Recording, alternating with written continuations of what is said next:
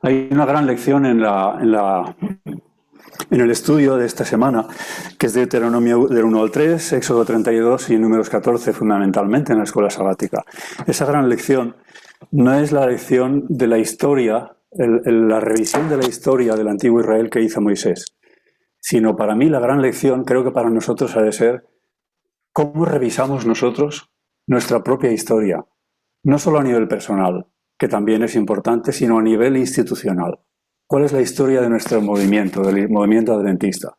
Y os pido que tengáis siempre en mente la exposición de la lección con esa clave, pensando en si nosotros somos capaces de reexaminar nuestra historia y aprender de nuestros errores y no repetirlos, lo mismo que intentó hacer Moisés en las lindes de Canaán cuando estaba a punto de entrar. Ya sabéis que no fue él quien introdujo el pueblo de Israel en la tierra de Canaán, en la tierra prometida, sino que fue Josué.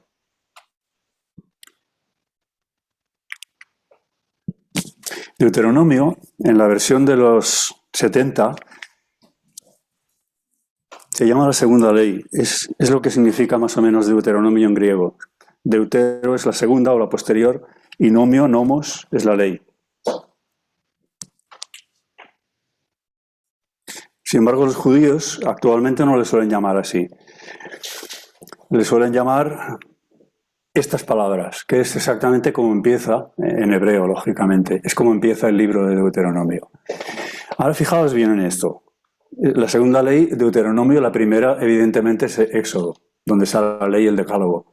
Pero por ley no solo hemos de entender el decálogo. Y os quiero hacer una pequeña demostración de por qué la ley en la Biblia no siempre se refiere, o no exclusivamente se refiere al decálogo, a los 10 mandamientos. Tenéis aquí el texto de Gálatas 4, 21 al 22. Decidme los que queréis estar bajo la ley. ¿No habéis oído la ley? Entonces, en el razonamiento, Pablo les dice, porque está escrito que Abraham tuvo 2 hijos, uno de la esclava y el otro de la libre.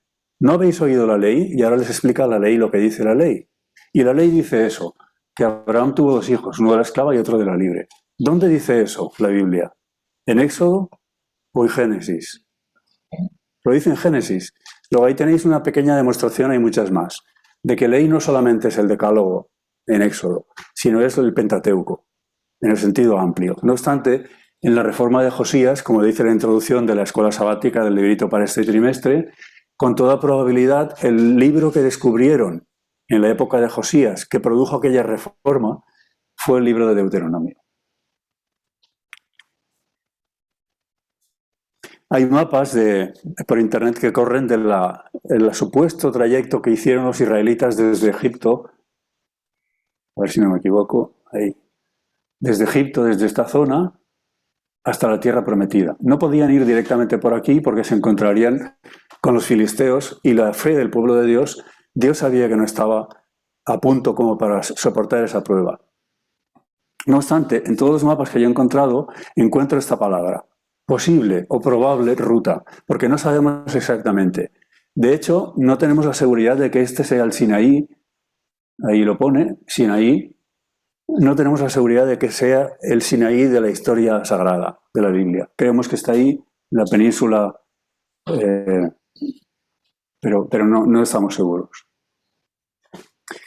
Por aquí atravesó el Mar Rojo, por esta parte atravesó el pueblo de Israel saliendo de ahí para dirigirse, pero tuvo que hacer este rodeo por el sur para llegar desde el sur, no desde el norte o desde el este. Estas son las palabras, así es como empieza. Estas palabras es el nombre que le dan los judíos en las sinagogas hasta el día de hoy al libro que nosotros llamamos Deuteronomio. Que habló Moisés a todo Israel a este lado del Jordán, en el desierto, en el Arabá, frente al Mar Rojo. Estas son palabras de Dios, no son palabras de Moisés. Moisés es el instrumento, es el que transmite ese mensaje de parte de Dios. Y entonces Moisés les refiere, Jehová nuestro Dios nos habló en Horeb, diciendo, habéis estado bastante tiempo en este monte. Ahora, ¿qué es Horeb? ¿Qué es el monte Horeb?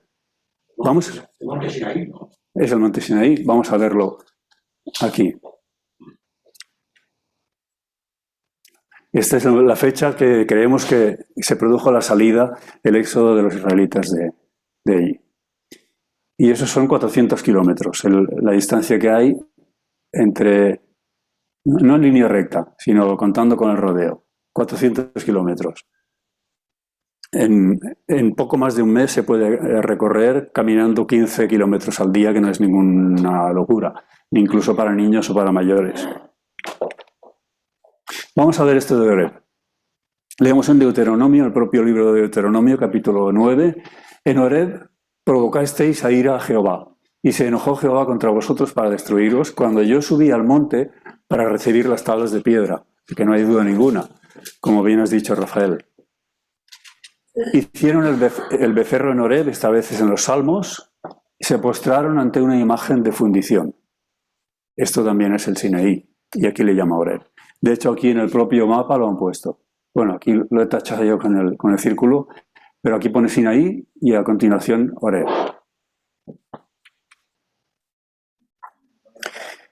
Bien, y el mensaje fue claro. El mensaje es diáfano, es como un sonido de trompeta.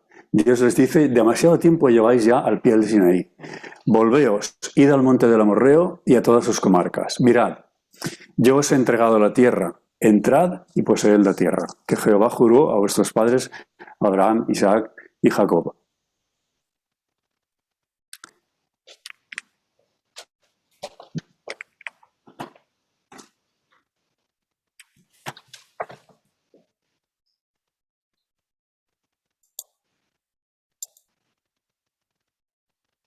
Así cuesta menos. Y entonces sigue Moisés refiriéndoles, justo antes de entrar en la tierra prometida, refiriéndoles su historia, la historia de Israel. Dice, llegamos hasta Cades Barnea. Entonces os dije, Moisés hablando al pueblo, habéis llegado al monte del Amorreo, el cual Jehová nuestro Dios nos da. Mira, Jehová tu Dios te ha entregado la tierra. Pero vinisteis a mí y dijisteis, enviemos varones delante de nosotros que nos reconozcan la tierra, los espías.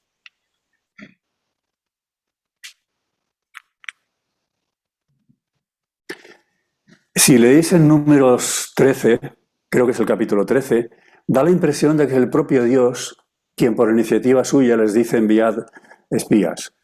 En Deuteronomio no da esa impresión, pero hay una cierta ambigüedad que se podría entender de una forma o de la otra.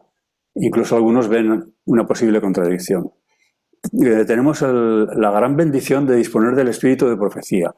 Y ahí en la página que veis del Patriarcas y Profetas nos dice, 11 días después de abandonar Oreb, desde el Sinaí, 11 días después habían llegado a Cades Barnea, en el desierto de Parán, cerca de las fronteras de la tierra prometida. Allí el pueblo propuso que se enviaran espías a reconocer el país. Moisés presentó el asunto ante el Señor y le fue concedido el permiso con la indicación de que eligiera a un representante de cada tribu. Sabéis que de entre los varios representantes de las 12 tribus había 2 que conocemos que son nombres destacados, Caleb y Oseas. Esto sorprende, ¿verdad, lo de Oseas? Es Oseas, pero Moisés en el capítulo 17 dice que le cambió el nombre. A Oseas le puso Josué. Josué era de la tribu de Efraín. Representa a Israel, el reino del norte, perdón. Y Caleb era de la tribu de Judá, el reino del sur. Judá, Israel. Sigue explicando Moisés, llegamos hasta Cades Barnea. Entonces os dije, habéis llegado al monte del Amorreo, el cual Jehová nuestro Dios nos da. Mira, Jehová tu Dios te ha entregado la tierra, y vinisteis a mí todos vosotros y dijisteis, enviemos varones delante de nosotros que nos reconozcan la tierra. Aquí en Deuteronomio se ve claramente que es así. Sin embargo, pasó algo, y ese algo que pasó es algo muy grave. Sin embargo, no quisisteis subir, antes fuisteis rebeldes al mandato de Jehová vuestro Dios y murmurasteis en vuestras tiendas.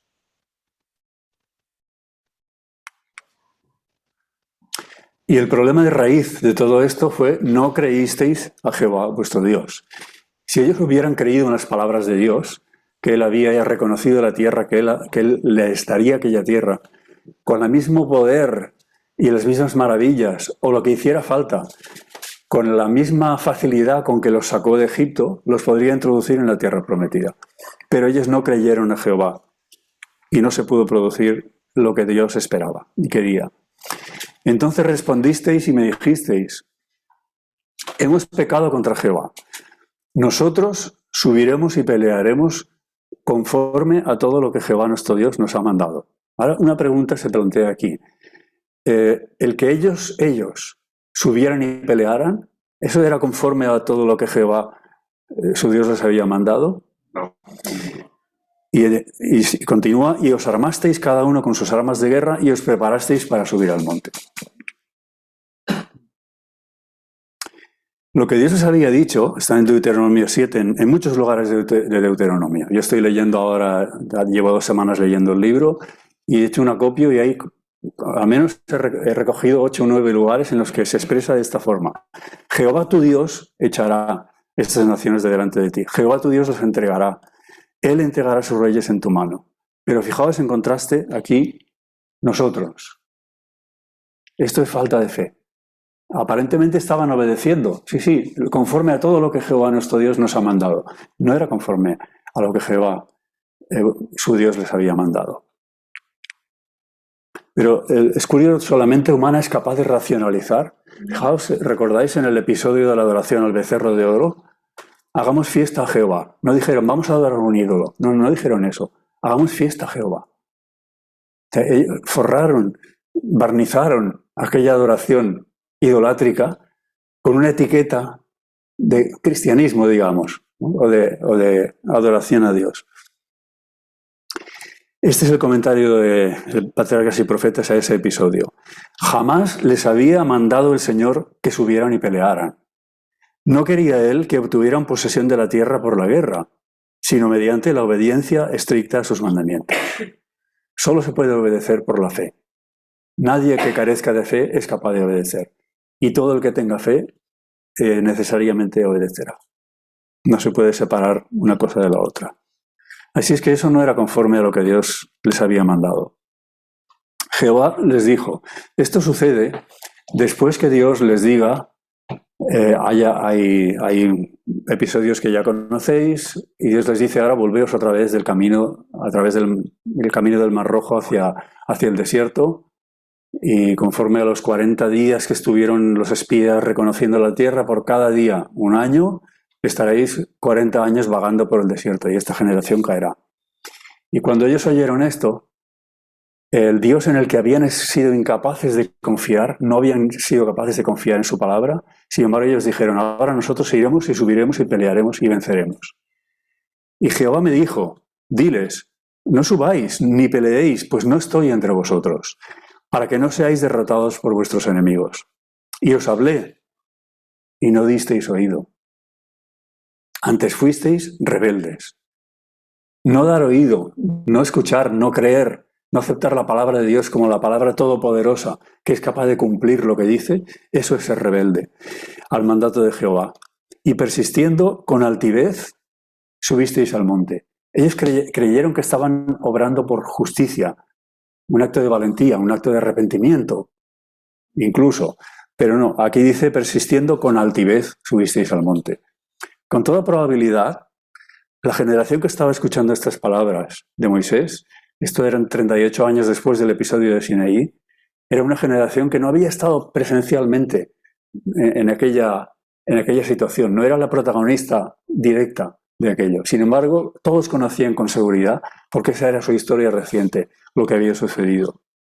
Y Moisés les hablaba como si fuera la generación que hubiera personalmente desobedecido a Dios y no creído, igual que nos habla ahora a nosotros, a la generación actual que no estuvimos en 1844 y que no estuvimos en el desierto del Sinaí, pero que somos el pueblo de Dios y por lo tanto la historia del pueblo de Dios es nuestra historia. Y o la conocemos o la repetiremos, en sus fallos, en sus fracasos.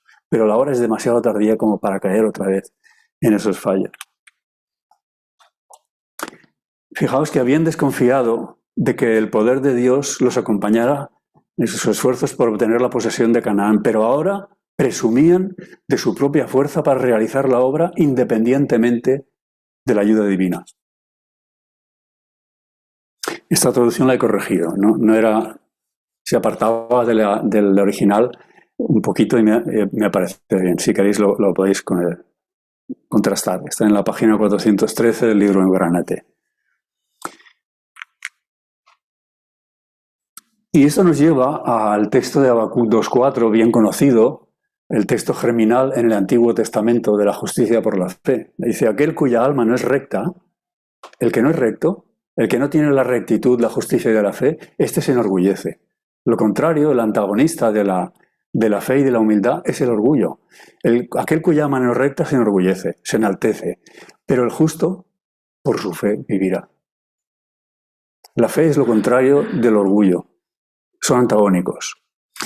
Y ahí tenemos que se cumplió una vez más, antes del quebrantamiento es la soberbia y antes de la caída la altivez de espíritu. El pueblo de Israel quiso atacar y atacó, no recuerdo el nombre, pero los persiguió hasta el pueblo de Orma, lanzó piedras desde la muralla y las piedras iban rodando, iban masacrando a los guerreros independientes y suficientes, autosuficientes de Israel.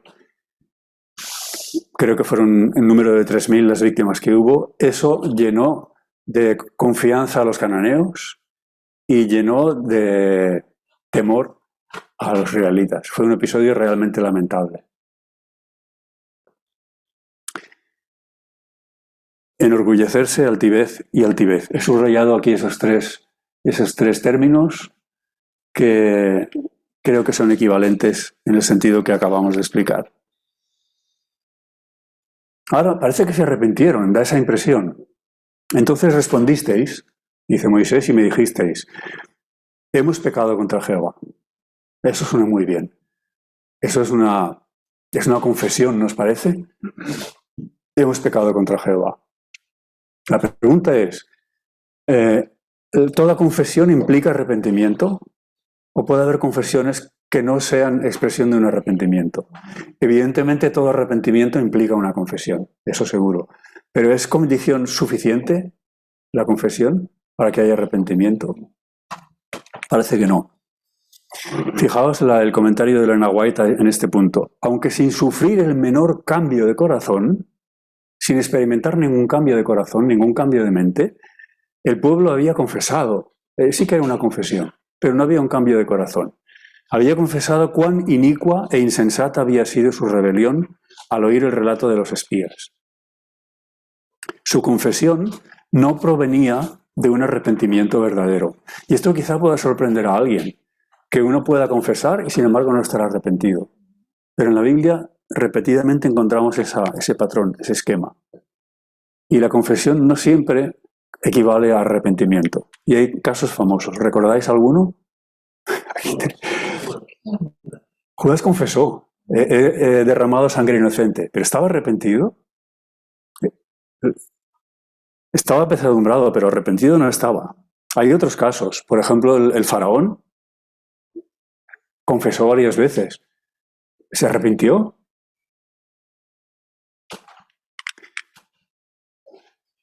Otro caso, el caso de Satanás, el propio Satanás. Esto lo leemos en el Conflicto de los Siglos, de las últimas páginas.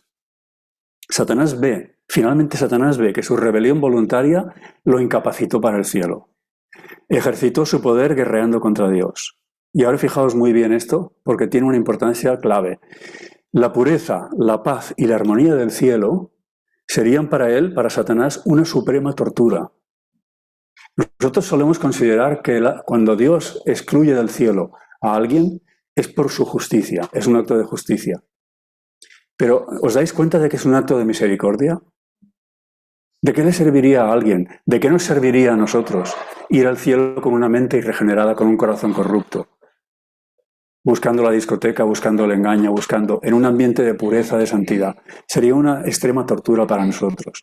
No es una expresión solamente de justicia, el que Dios excluya del cielo a los que no han querido ir al cielo, sino que es un acto de bondad, es un acto de misericordia, de gracia. Sus acusaciones, las acusaciones de Satanás contra la misericordia y justicia de Dios, están ya acalladas. Se ha resuelto el conflicto de los siglos. Los vituperios que procuró lanzar contra Jehová recaen enteramente sobre él. Y ahora Satanás se inclina y reconoce la justicia de su sentencia.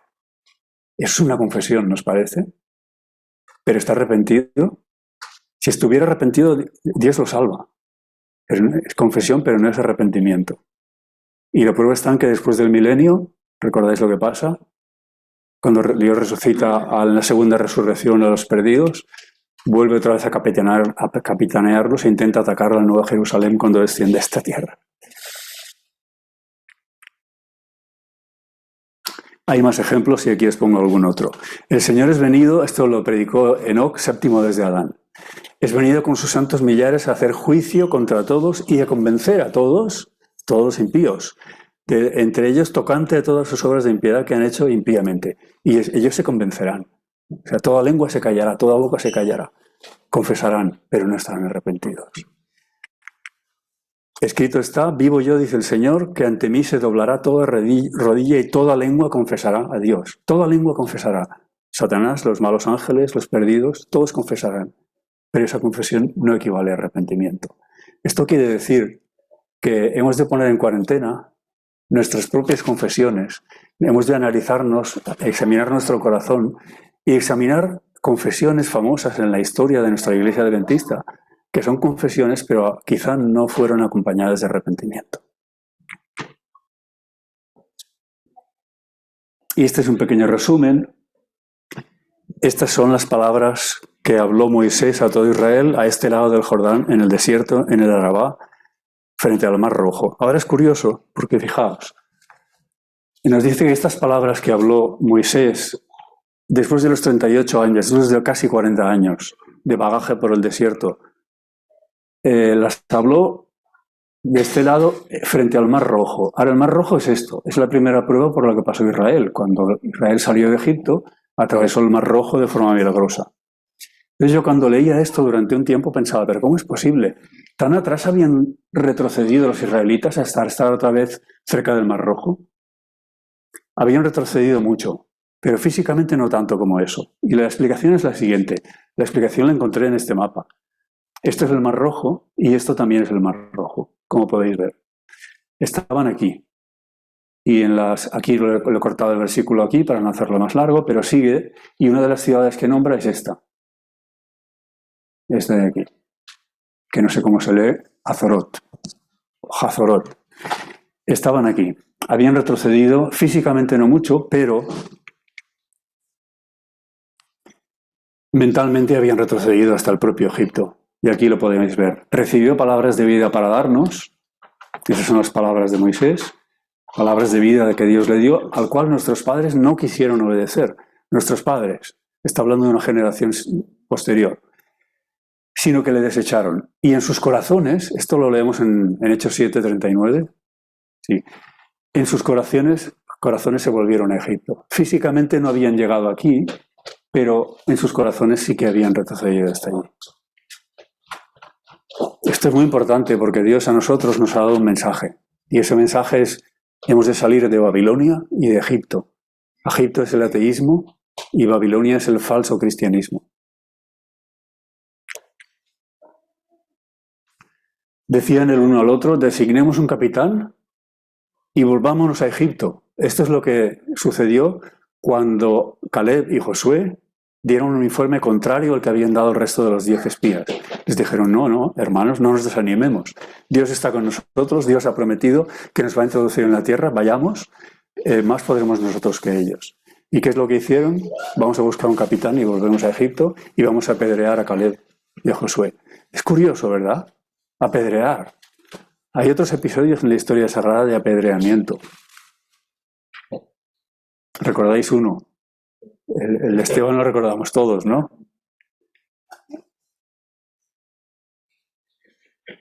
Esto lo leemos en Números 14. Entonces la multitud habló de apedrearlos. No llegaron a apedrearlos, pero la intención era esa. Y Dios juzga las intenciones, juzga el corazón. Sí, ¿por qué apedrearon a Esteban? ¿Qué es lo que estaba haciendo Esteban? En resumen, en esencia, ¿qué es lo que estaba haciendo? Contarles la historia. Les estaba refiriendo la historia. la historia. Abraham esto y tal, tal, y vosotros. Estaba contándoles la historia. Caleb y Josué no estaba contándoles la historia. Estaba haciendo otra cosa. ¿Qué estaban haciendo Caleb y Josué? Estaban diciendo, confiad en Dios, dando un mensaje de ánimo cuando todo el resto del pueblo no quería confiar en Dios. Dar un mensaje de ánimo, de buenas nuevas, de poder, de parte de Dios, puede ser causa de apedreamiento. Y recordar la historia, nuestra historia, la historia de nuestro pueblo, la nuestra, puede ser causa de apedreamiento. Yo hoy querría recordaros un poquito de nuestra historia y espero que no me apedreéis. Esta es la lección de historia de Esteban, la que estaba dando Esteban. Es que ellos, cuando él le contó la historia de Esteban, se vieron reflejados en la incredulidad que tuvieron sus padres. Y eso no lo pudieron resistir. Porque cuando a alguien le dicen la verdad, eso es inaguantable. No quiere quitarlo tiempo que se sublevaron contra Esteban para matarlo, porque no lo podían. ¿Recordáis un episodio? Seguro que sí, Mateo 23, cuando los fariseos le dijeron a Jesús, mira, los antiguos quizás sí que mataron a los profetas, fueron muy malos y los persiguieron, pero nosotros nunca haríamos eso, no tenemos nada que ver, fueron ellos, no fuimos nosotros. Ahora, ellos tenían dos posibilidades. Una posibilidad, negar. No, nosotros no tenemos nada que ver, esos fueron otros, fueron los de antes, nosotros no lo haremos. Y como negaron eso, lo que hicieron fue no solo matar a profetas, sino matar al Hijo de Dios. La otra posibilidad, ¿cuál habría sido? Reconocer que ellos, igual que los que físicamente hicieron aquello, tenían el mismo espíritu. Y excepto que la gracia de Dios nos proteja, todos somos odiadores en potencia, apedreadores en potencia, perseguidores en potencia. Es algo muy importante de comprender. Gracias, Rafael. Bueno, aquí dice, Moisés les dice, estuvisteis en Cádiz muchos días. Muchos días.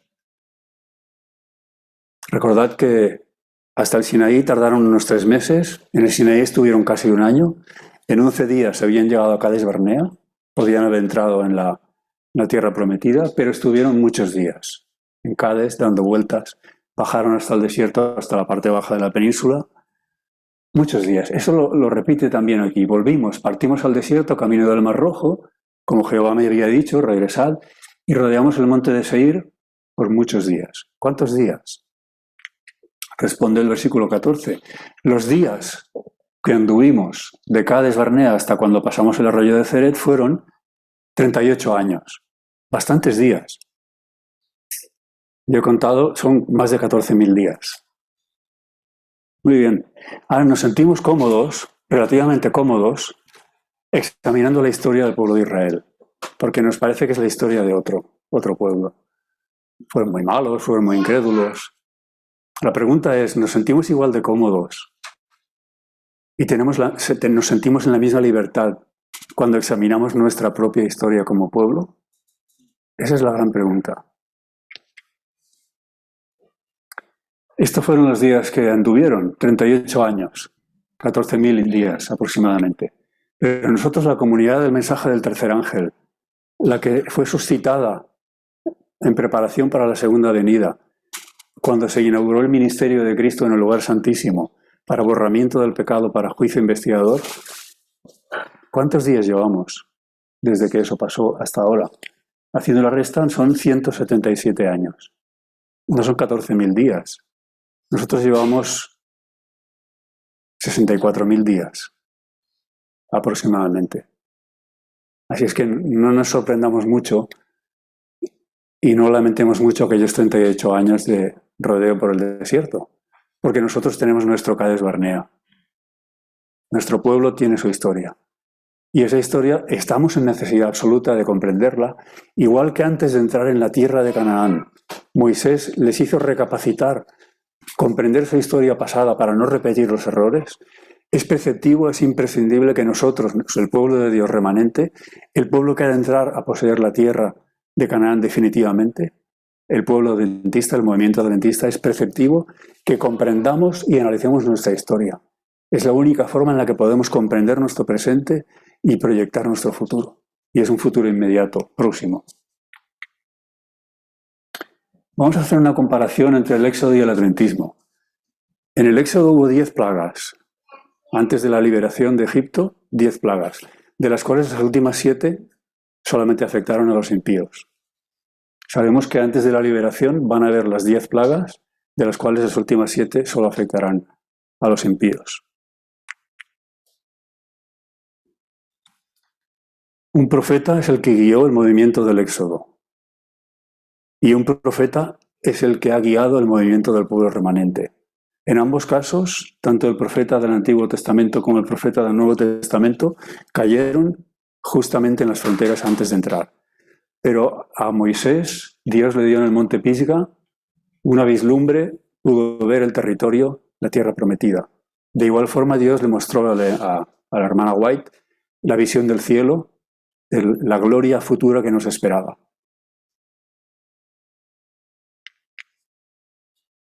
En ambos casos fue caracterizado tanto el movimiento de Éxodo como el movimiento adventista por una énfasis en la necesidad de mantener una pureza del cuerpo para tener una mente pura.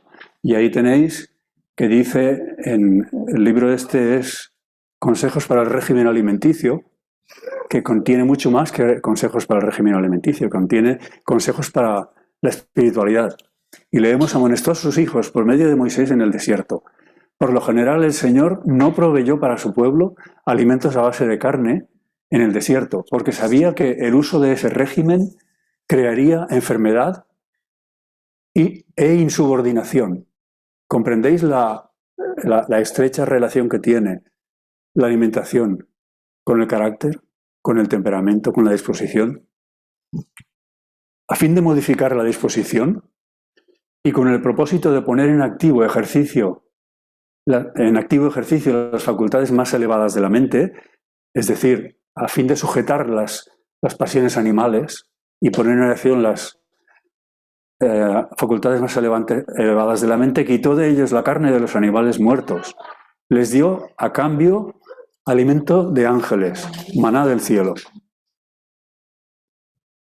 Y a veces me he preguntado, pero ¿cómo es posible que un pueblo de miles de personas pueda sobrevivir de forma nómada en el desierto, que solo imaginamos arenas y roca? Nada que cultivar, nada que cosechar. ¿Cómo es posible? Pero tenían una necesidad cubierta, una necesidad básica cubierta, que era la comida. Simplemente debían de recoger el maná y tenían la comida para todo el día. Y esto durante 38 años. Y allí llegamos a nuestro Cades Barnea. Y leemos en el conflicto de los siglos: no era la voluntad de Dios que Israel peregrinase durante 40 años en el desierto. Lo que él quería era conducirlo a la tierra de Canaán y establecerlo allí como pueblo santo y feliz, pero no pudieron entrar a causa de incredulidad. A veces leemos la historia sagrada y decimos, bueno, pasaron 40 años en el desierto, pues es que era la voluntad de Dios que pasaran. No, no era la voluntad de Dios. Como dijo ayer el pastor Maniel en la escuela sabática, cuando leemos cosas en la Biblia, no todo lo que leemos es preceptivo. A veces es simplemente descriptivo. Eso es lo que pasó, pero no es lo que Dios quería que pasara. De igual forma en que Dios no quería que estuvieran 40 años vagando por el desierto, con toda seguridad, Dios no quería que el movimiento adventista vagara 170 años ya por este mundo. Recordad que cuando Dios nos dio el mensaje, se produjeron las 3 señales en el firmamento, en las estrellas. La caída de estrellas, la última de ellas, 1833, se produjeron, y el plan de Dios es que aquella misma generación que vio las señales de Mateo 24 fuera la que viera descender a Jesús de los cielos. Hay una demora, igual que hubo una demora en el pueblo de Israel, y esa demora no es culpa de Dios. ¿De quién puede ser culpa? ¿De que el Papa que no se afaña en hacer la ley dominical? Ese es el problema por el cual la culpa es nuestra. Dios no ha fallado, el mundo no ha fallado en su escala de maldad, cada vez va peor. Somos el pueblo de Dios, pero hay esperanza y la perspectiva es de triunfo, y así va a suceder.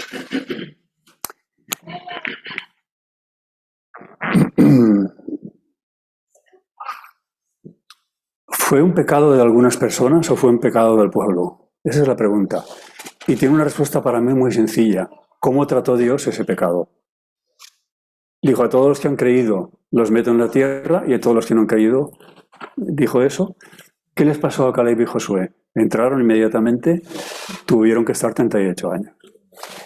Dios, en 1888, nos dio un mensaje, que luego vamos a ver, que tenía por fin, iba implicado en ese mensaje el derramamiento del Espíritu Santo en la lluvia tardía, el fuerte pregón y la entrada en la Canaán, la segunda venida de Jesús.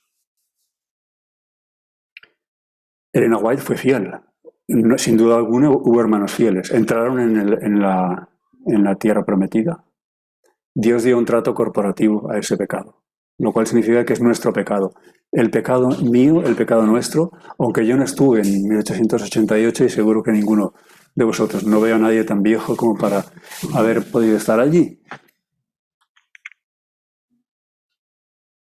Estas son del tomo 5 de testimonios. El tomo 5 de testimonios fue escrito justo antes de 1844, 1888 o alrededor, cuando los pastores Jones y Waggoner estaban dando ahí sus mensajes de la justicia por la fe. Y fijaos cómo estaba preparando al pueblo de Dios para la traslación.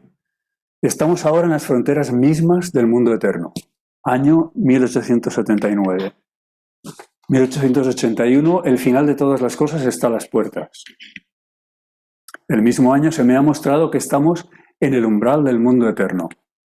85, estamos al borde mismo del mundo eterno. El mismo año la eternidad se cierne ante nosotros. La cortina está a punto de ser levantada. Esa era la perspectiva. En su gran misericordia, el Señor envió un preciosísimo mensaje a su pueblo por medio de los pastores Waggoner y Jones. Este mensaje tenía que presentar en forma más destacada ante el mundo al sublime Salvador, el sacrificio por los pecados del mundo entero. Presentaba la justificación por la fe en el garante con mayúscula.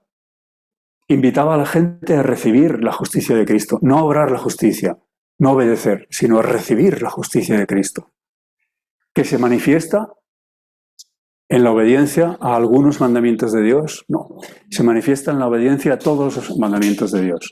Muchos habían perdido de vista a Jesús, el único capaz de garantizar la obediencia a todos los mandamientos de Dios.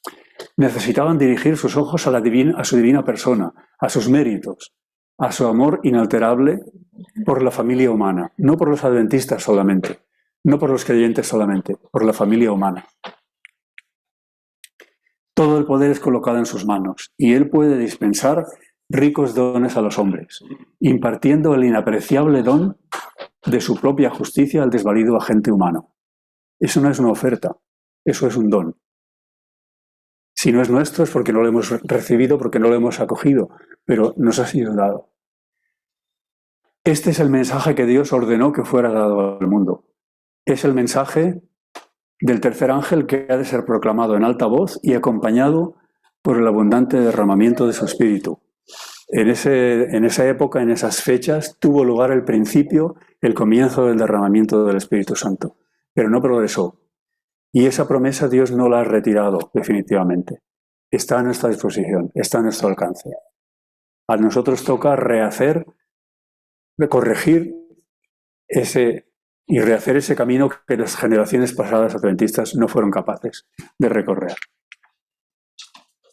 Fijaos en esta declaración en el 2 de noviembre me he equivocado, creo que es el 12, o el 22 de noviembre de 1892.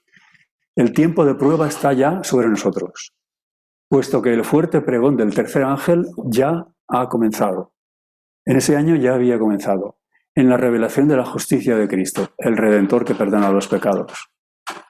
Ese es el comienzo de la luz del ángel cuya gloria alumbrará toda la tierra. Eso es Apocalipsis 18, del 1 al 4.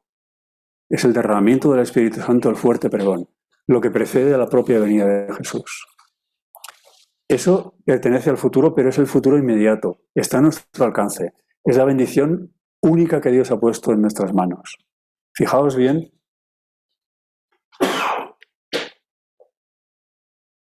Vamos a seguir. Y aquí empiezan los lamentos. Esto es equivalente a los lamentos de Jeremías. Si hubiesen hecho su obra, hoy el mundo habría sido ya advertido. Fijaos en el año 1896. Si el propósito de Dios de dar al mundo el mensaje de misericordia hubiese sido llevado a cabo por su pueblo, Cristo habría venido ya a la tierra, dicho en el año 1900, y los santos habrían recibido su bienvenida en la ciudad de Dios. Estos párrafos tienen un tono triste, pero es mejor que nos entristezcamos con esa tristeza que produce arrepentimiento del que no hay que arrepentirse, porque es un arrepentimiento positivo que permite que la bendición de Dios venga a nosotros. Sé que si el pueblo de Dios se hubiera mantenido en una relación viviente con Él, si hubiera obedecido su palabra, estaría hoy en la Canaán celestial. Es decir, que no era la voluntad de Dios que el pueblo de Israel moderno, el movimiento adventista, estuviera 177 años, 64.000 días en Cades Barnea, en el desierto de Sin. Y fijaos, esto claramente es muy triste ya. Pero, aunque sea triste, es verdad, y todo lo que es verdad nos interesa. Lo hemos de conocer. Tal vez tengamos que permanecer aquí, en este mundo, ya no muchos días más, sino muchos más años. Debido a la insubordinación. ¿Recordáis? Insubordinación. Como le sucedió a los hijos de Israel. Pero por amor de Cristo, su pueblo no debe añadir pecado sobre pecado, culpando a Dios de las consecuencias de su propia conducta errónea.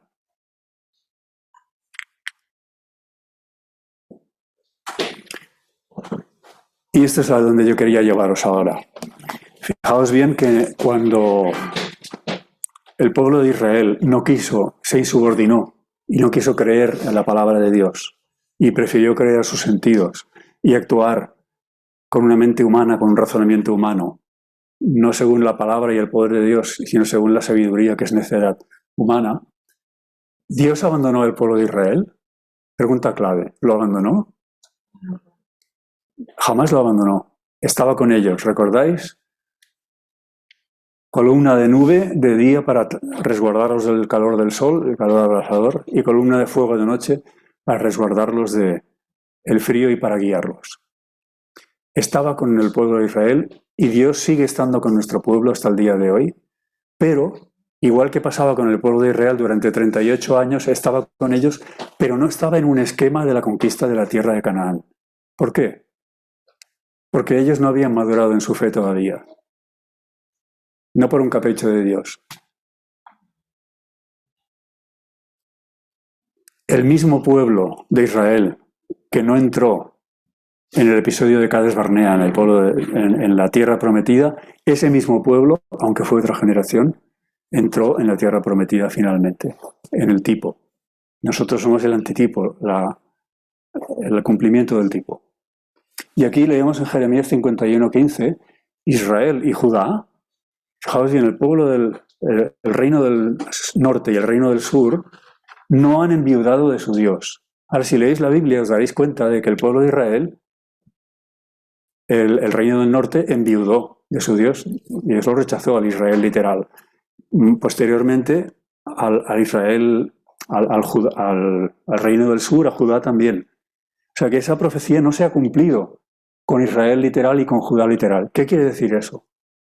Que esa profecía se va a cumplir con toda seguridad, porque es palabra de Dios. ¿Y en dónde se va a cumplir? En nosotros, el Israel y el pueblo judío de la realidad. Israel y Judá no han enviudado. Aquí en Jeremías 51 hay dos mensajes. Hay un mensaje que va dirigido a Babilonia, que dice, salid de ella, pueblo mío. Parecido, muy parecido. De hecho, es el mismo mensaje de Apocalipsis 13 y Apocalipsis 14. Pero hay otro mensaje para el pueblo de Dios. Y en ningún momento dice, salid de él. Los que sois más santos, salid del pueblo de Dios, porque para nada. Israel y Judá no han enviudado de su Dios, Jehová de los ejércitos, aunque su tierra fue llena de pecado. Y Dios eso no lo oculta, eso lo pone claramente. En aquellos días y en aquel tiempo, en ese tiempo ha de ser el nuestro, Dice Jehová, la maldad de Israel será buscada y no aparecerá. ¿Y por qué no aparecerá? Porque Dios disimula y no, porque Dios habrá limpiado al pueblo de Israel. Los pecados de Judá y no se hallarán. No se hallarán porque no existirán, porque habrán sido perdonados, confesados, arrepentidos y borrados. Porque perdonaré a los que yo hubiere dejado. El pueblo adventista va a entrar en la tierra de Canaán, va a vencer. Pero la pregunta es, ¿venceremos nosotros esta generación? ¿O nuestra incredulidad en la palabra de Dios, en el poder de Dios, en la capacidad de Dios de darnos su justicia, hará que sea la siguiente generación o otra más posterior la que entre en la tierra de Canaán? Yo quiero que sea esta generación, que seáis cada uno de vosotros, que sea yo, cada uno de los que hoy son miembros del cuerpo de la Iglesia Adventista y todos los que van a escuchar este mensaje bajo la fuerza del mensaje del tercer ángel, del fuerte pregón, derramamiento del Espíritu Santo y podamos dar gloria a Dios en el conflicto de los siglos. Y en Deuteronomio 2.3 tenemos una segunda edición de ese mismo mensaje que Dios había dado 38 años antes. Ahora lo daba cuando Moisés estaba ya a punto de morir, a punto de ir al monte Pisga. Y dice, bastante habéis rodeado este monte, volveos al norte. Sabéis lo que hay en el norte, la tierra prometida. Y ese es el mensaje de Dios para nosotros hoy. Bastante habéis estado en este mundo.